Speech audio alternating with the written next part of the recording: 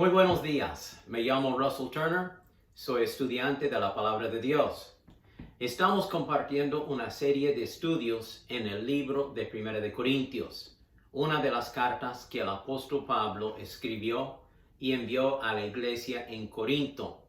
Hoy nos toca ver el capítulo 7 de Primera de Corintios. El tema es el matrimonio en la iglesia.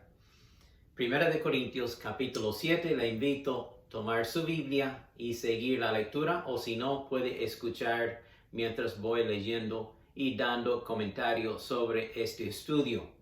La carretera de tránsito en cualquier parte está marcada con líneas y rayas pintadas de color blanco o amarillo. Estas líneas indican cuál es el carril correcto del tránsito que va en direcciones opuestas, cuando uno puede rayar o no puede rayar, cuando uno debe parar o cuando uno puede proceder, cuando uno puede doblar o cuando no debe doblar. Dentro de estas líneas pintadas en la carretera hay seguridad. Las rayas nos indican el camino correcto. Pues en una manera parecida, Dios ha establecido el matrimonio para nuestras necesidades físicas y deseos sexuales. Dentro de los parámetros del matrimonio hay permiso y bendición, pero fuera de los límites del matrimonio hay pecado y tristeza y maldición.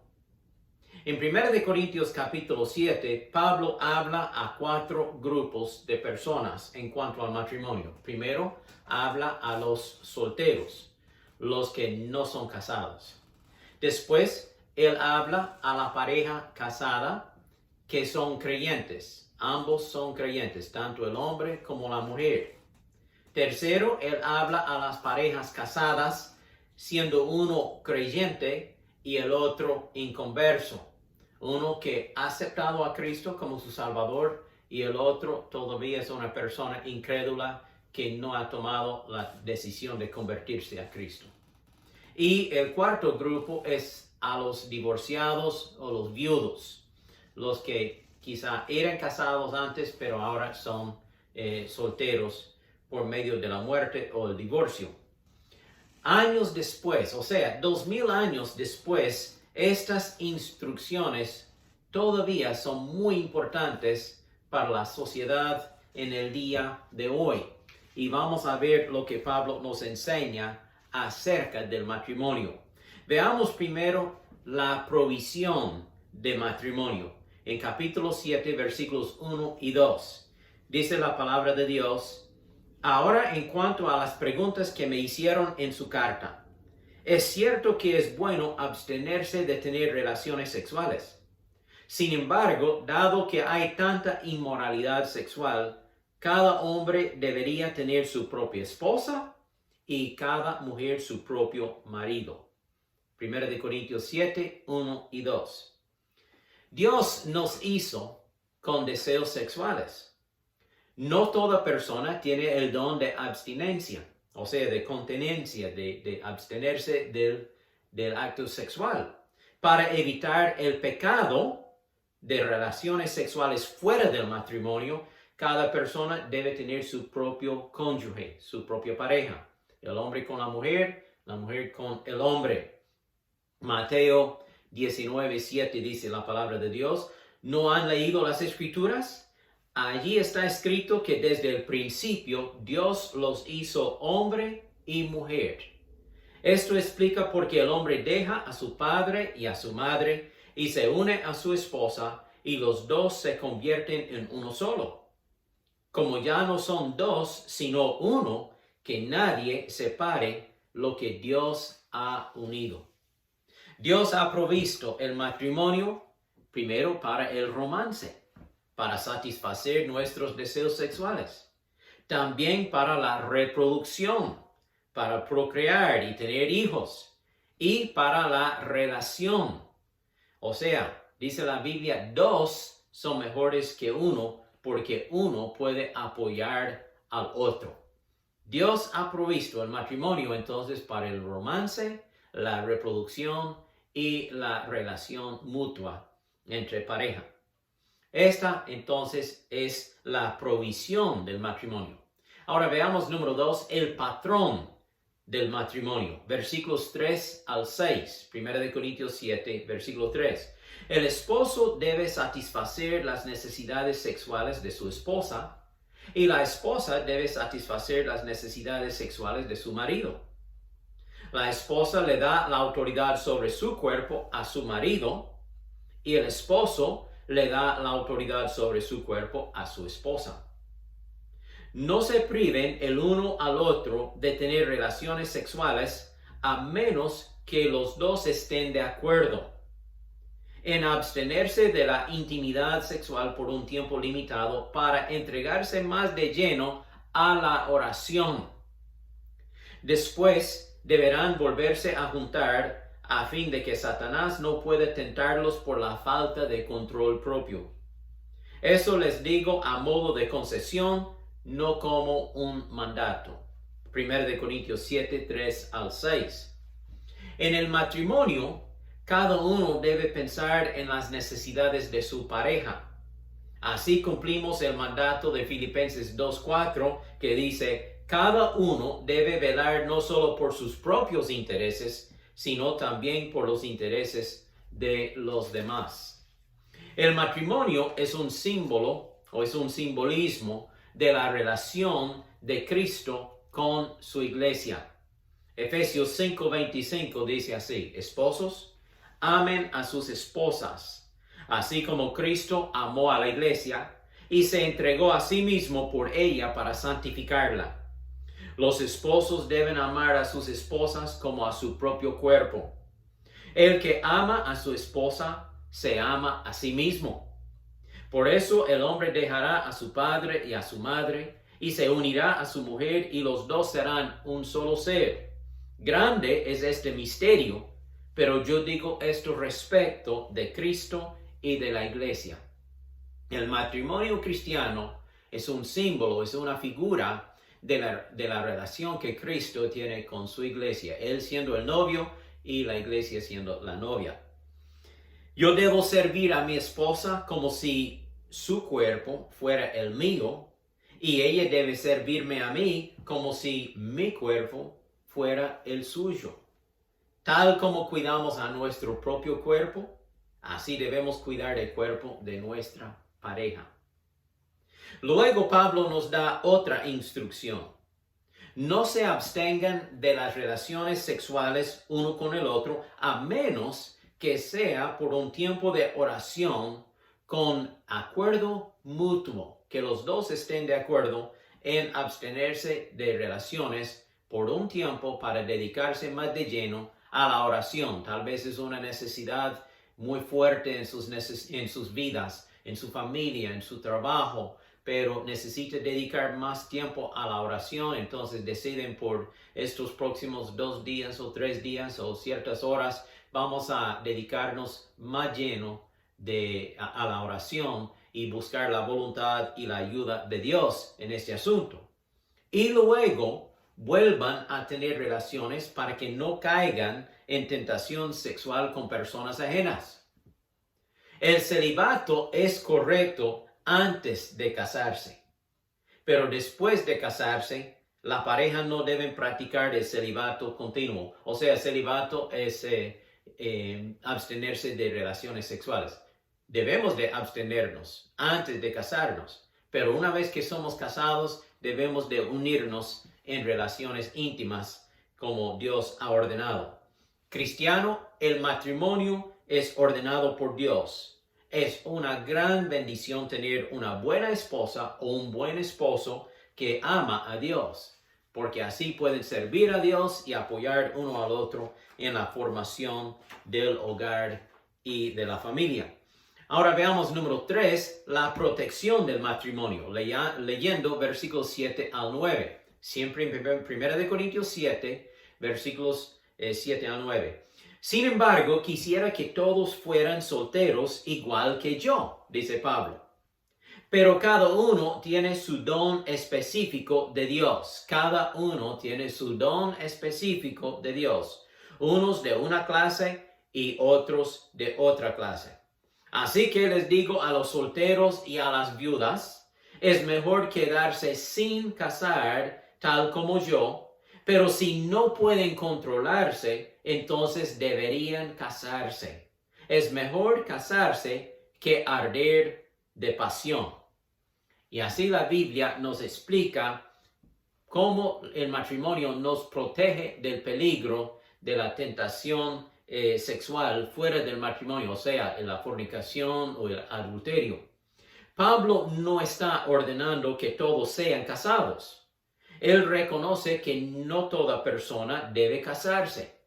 Hay ciertas personas que tienen el don de abstinencia, de continencia, no tienen necesidad de tener una pareja, sea un hombre con una mujer o una mujer con un hombre. He conocido varios ministros y misioneros y misioneras que han dedicado sus vidas totalmente al Señor y no sintieron la necesidad de casarse. O también personas de negocio, uno y otro. Uno se encuentra con personas que son cristianos, dedicados al Señor, pero en realidad no les hace falta una pareja, pues ellos tienen un don específico de Dios. Pero también Pablo reconoce que no toda persona tiene el don de contenerse o abstenerse del deseo sexual. Entonces, para no cometer pecado físico con otra persona o pecado mental imaginando fantasías con otra, pues Pablo instruye que es mejor casarse que estar ardiendo con lujuria y pasiones sexuales. Cada persona tiene su propio don, su propia capacidad, su propio llamado del Señor. En el matrimonio, todos sus deseos sexuales y necesidades físicas pueden ser satisfechos con la bendición y permiso de Dios en el matrimonio. Así, el matrimonio es una protección para nosotros. Ahora veamos los problemas del matrimonio. Porque somos personas imperfectas, entonces hay ciertos problemas también. Leyendo versículos 10 al 17, 1 de Corintios 7.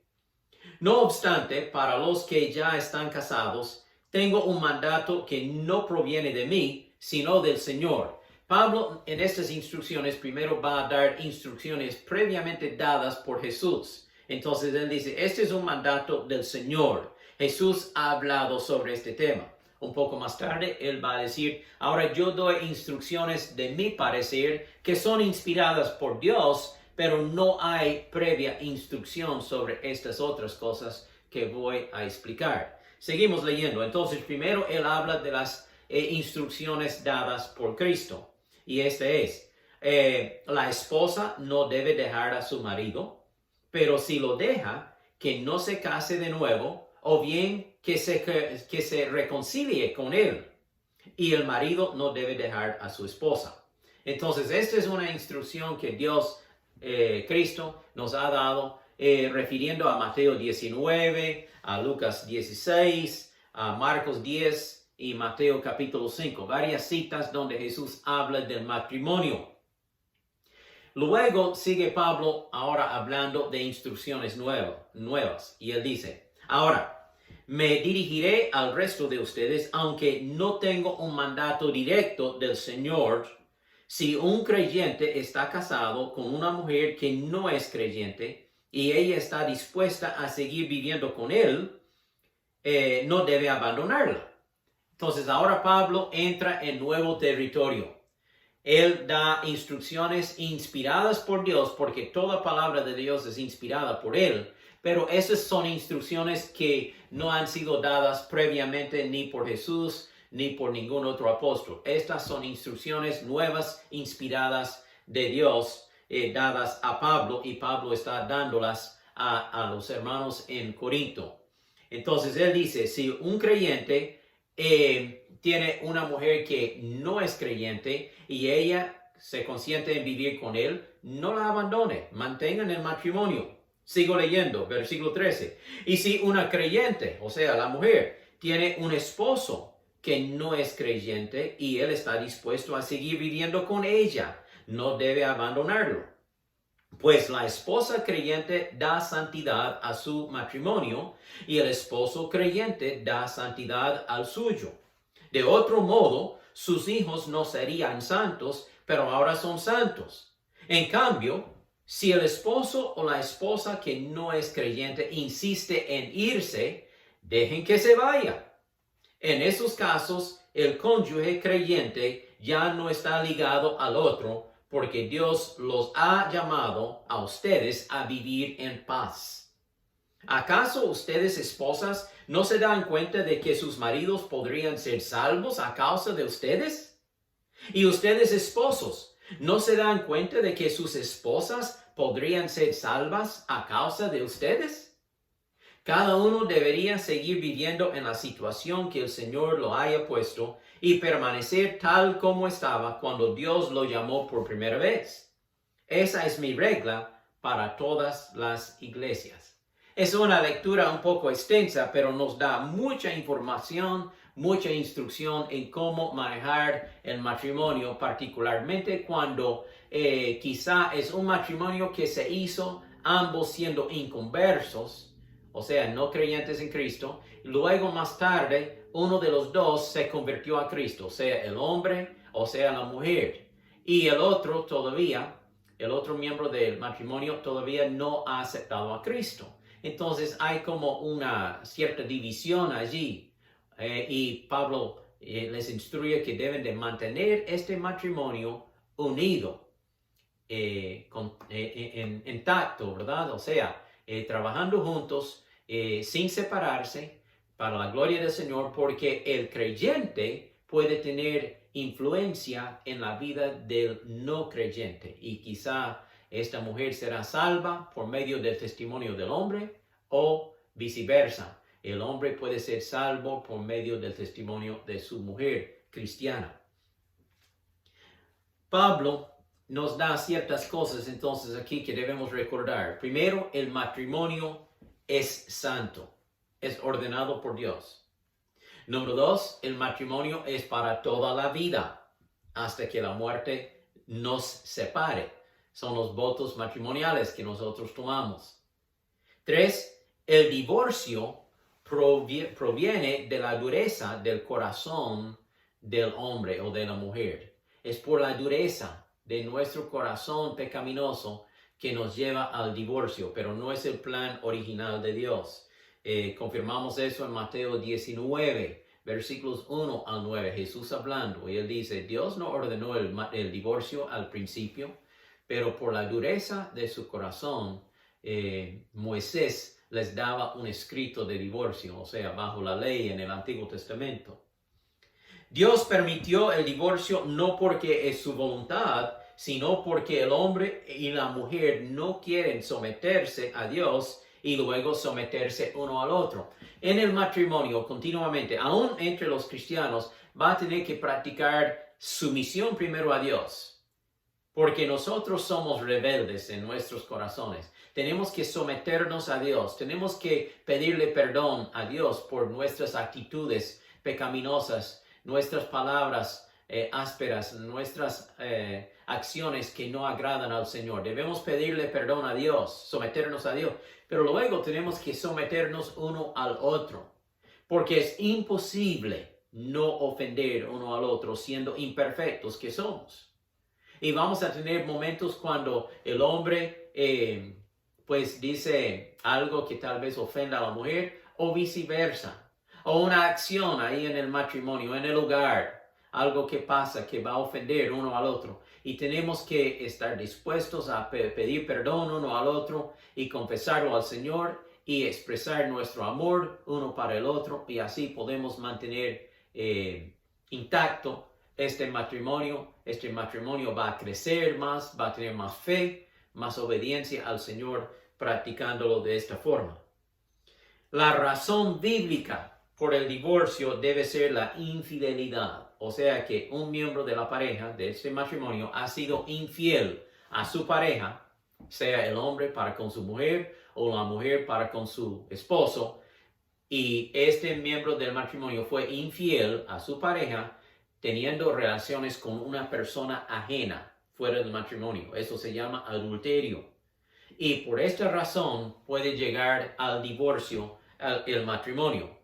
Pero no porque no somos compatibles, como vemos en las noticias. Bueno, cierta pareja ya se separaron, ya se divorciaron porque no fueron compatibles, o porque ya no nos amamos, o porque ya no tenemos intereses mutuos, ¿verdad? No somos interesados en las mismas cosas, entonces vamos a irnos en dos caminos separados. La Biblia no da permiso por esas excusas, pero por la razón de infidelidad sí puede llegar al divorcio. No tiene que llegar al divorcio. Puede haber perdón uno al otro, abandono del pecado, no seguir en ese pecado de adulterio, de infidelidad, pero abandonar el pecado y restauración del matrimonio. Eso sería lo ideal. Y si puede, pues, coger de la gracia de Dios y la ayuda de Dios y hacerlo así, sería mucho mejor. Luego, Pablo habla un poco más en estas nuevas instrucciones y él dice, ok, ¿qué debe hacer el esposo o la esposa cuando se haya convertido a Cristo y su pareja no quiere convertirse? Definitivamente, uno ha llegado a los pies de Cristo, ha confesado sus pecados a Cristo, ha recibido a Cristo, pero el otro en el matrimonio no lo quiere hacer. ¿Debe irse o quedarse? ¿Debe divorciarse o mantenerse en el matrimonio? ¿Qué debe hacer? No hay escrito previo en la palabra sobre este tema. Entonces Pablo, por inspiración de Dios, ahora nos da instrucción en estos versículos. Y Pablo instruye que el creyente debe quedarse con su pareja incrédula, porque de esta forma el creyente puede tener una influencia positiva en el matrimonio sobre la vida de su pareja inconversa. Y el inconverso puede convertirse a Cristo por medio del testimonio de su pareja. Sea que el hombre es el cristiano y él tiene influencia positiva en la vida de su mujer inconversa, o sea que la mujer es cristiana y ella tiene influencia positiva en la vida de su esposo. En mi ministerio por más de 40 años en Costa Rica, en otras partes de Latinoamérica, yo he visto el ejemplo de esta verdad, que una persona acepta a Cristo, se mantiene en su matrimonio, mantiene su familia unida, su hogar intacto, trabajando todos juntos, aunque uno sea creyente y el otro inconverso, y después de un tiempo el inconverso ha llegado a convertirse a Cristo por medio del buen testimonio de su pareja. Así debemos de seguir estas instrucciones de la palabra. También dice Pablo, entonces sus hijos son santos. Ahora, lo que él quiere decir que nuestros hijos pueden recibir enseñanza cristiana, enseñanza bíblica, influencia en sus vidas tiernas, que se están formando de la niñez a la adolescencia hasta ser adultos. Nuestros hijos, si nosotros, siendo uno creyente y el otro inconverso, si no nos separamos, si seguimos juntos con la oración que él que es inconverso o ella que es inconversa se convierta a Cristo, pues también durante ese tiempo nuestros hijos reciben enseñanza positiva y cristiana en vez de seguir el rumbo de tantos en el mundo, en la infidelidad, hasta en el robo, el homicidio, el crimen, las drogas y tantas cosas en que pueden caer, las tentaciones que Satanás pone en sus caminos. Entonces, usted como creyente, sea hombre o sea mujer, usted es una parte muy importante en la crianza y el desarrollo de sus propios hijos. Sin embargo, después de haber dicho todo esto, si el inconverso en la pareja no quiere nada con el cristianismo, y él o ella dice, no, yo me casé con una persona no cristiana y no quiero nada con el cristianismo, no creo en Dios, no quiero nada con Dios, yo me voy. Yo me voy. Entonces aquel hombre o aquella mujer inconversa se vaya. Pablo dice que el cristiano no debe sentirse mal o culpable. Deje que se vaya el inconverso. Usted, siendo creyente, ha hecho todo lo posible para mantener su matrimonio unido, fuerte, creciente, pero el inconverso siempre decidió irse. Entonces está sobre su cabeza. La culpa es de él o de ella que se vaya, el inconverso, porque el creyente ha hecho todo lo posible para mantener su matrimonio para la gloria del Señor. El cristiano no debe abandonar el matrimonio. No es el cristiano que debe irse, sino debe mantener el matrimonio. Pero si el incrédulo se vaya, si el incrédulo abandona su matrimonio, ya no es culpa del cristiano. Entonces, surge la pregunta en estos casos. ¿Puede casarse de nuevo el creyente? Vamos a poner el ejemplo que una pareja, siendo los dos inconversos, se han casado, ya pasan los años, uno de estos dos se convierte a Cristo, llega a ser cristiano, quiere mantener su matrimonio unido, fuerte, pero el inconverso dice, no, yo me voy, y se vaya, o se va, y se destruye el matrimonio. Y hasta hacen el divorcio, los papeles y todo. ¿Qué debe hacer el creyente? ¿Puede volverse a casar o no? Algunos pastores dicen que sí y otros dicen que no. Ahora, yo voy a darles mi recomendación en esta situación, porque también lo hemos vivido en nuestro ministerio, trabajando y dando consejo a otras personas que estaban en un matrimonio así dividido. Si usted es la persona cristiana, la persona creyente, y su pareja ya se ha ido, ya ha llegado al divorcio, ya el matrimonio está destruido, ya no existe, yo recomendaría que usted se mantenga solo y dedicarse a orar por su pareja ausente. Quizá Dios lo salvará y esa persona volverá. He visto algunos casos, son pocos, pero no es una imposibilidad. Entonces, en los próximos tiempos, después de esta separación, no busque pareja inmediatamente, no. Dedíquese a la oración, a buscar la voluntad de Dios para su vida. Ore por su pareja ya ausente que se ha ido. Obviamente, si esa pareja se va y se casa con otro, ya pues no hay forma de que él vuelva. Porque la Biblia prohíbe eso, que la pareja que se va y se casa con otro y quizá hace otro divorcio con esa persona, que vuelva al primero. Eso no es correcto tampoco. Pero mientras que aquella pareja está allí, aunque sea inconversa, pero está solo, y pues hay esperanza que pueda convertirse y volver a restaurar el matrimonio. Pero después de un tiempo, y solo Dios puede indicarle a usted que está viviendo esta situación el largo de este tiempo. Puede ser unos meses, puede ser hasta algunos años. Solo Dios puede indicarle y darle paz en cuanto a eso. Si tiene deseo de casarse otra vez y no tiene el don de abstinencia sexual, o sea, usted necesita pareja, pues sería mejor casarse en vez de arder con pasiones incorrectas, con lujuria, con concupiscencia, con pasiones que nos llevan a caer en pecado. Pero lo importante es que se case con una persona cristiana, no con otro incrédulo, solo con un hijo o una hija de Dios. Y así podría formar un hogar cristiano. Esta es mi recomendación para estos casos.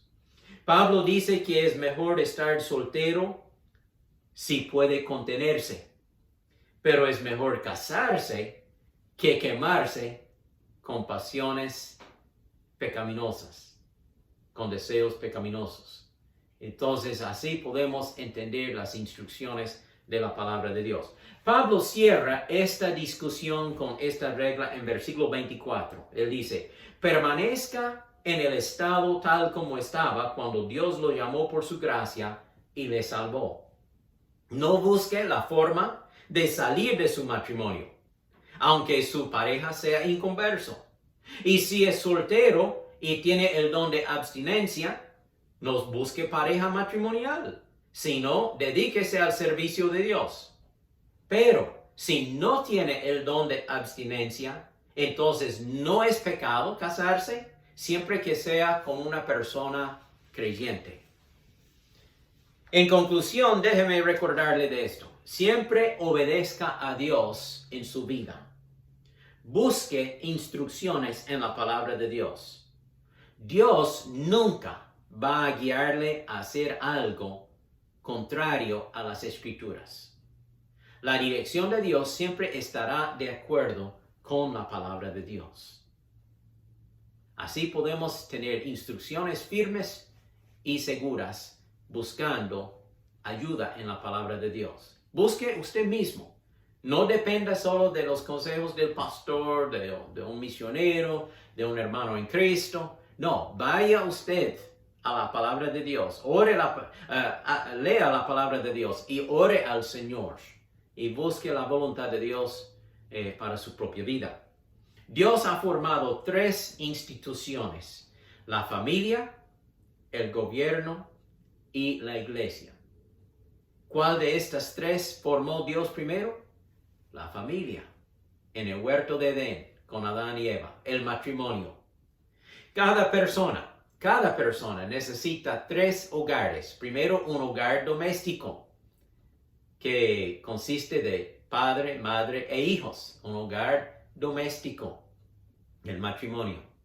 Después necesita un hogar espiritual.